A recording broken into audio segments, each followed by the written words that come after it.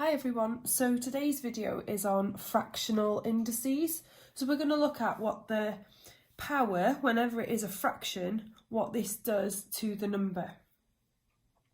So whenever you see something like this, when the power is a fraction, and if the denominator is 1, it's a bit more simple. We'll have a look at the more difficult ones in a little bit. But if the numerator is 1, but the denominator is a different number, as you can see I've got 2, 3 and 4. They mean 3 different things they do.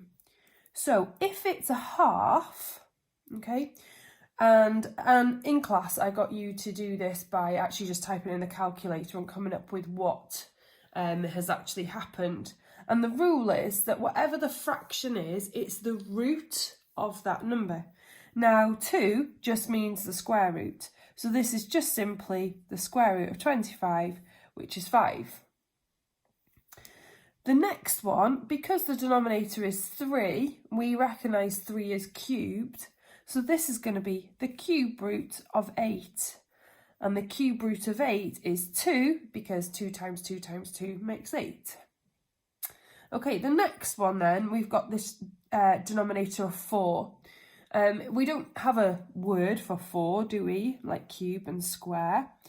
But it would be the 4th root of 10,000. And that is simply 10, because 10 multiplied by itself 4 times gives us 10,000.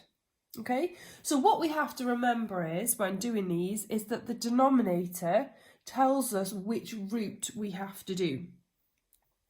So if we have a look at this one, okay, so the denominator is 2, so that tells us we're going to do the square root, okay?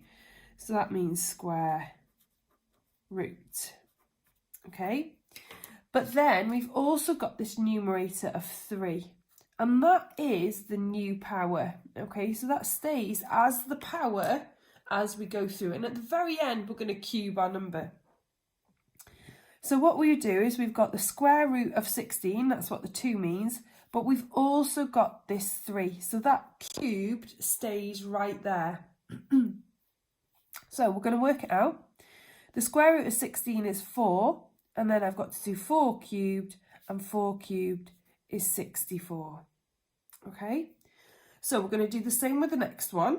Okay, it doesn't matter if it's a top-heavy fraction or not. Okay, this bottom number, the denominator, means the cube root this time because it's a 3.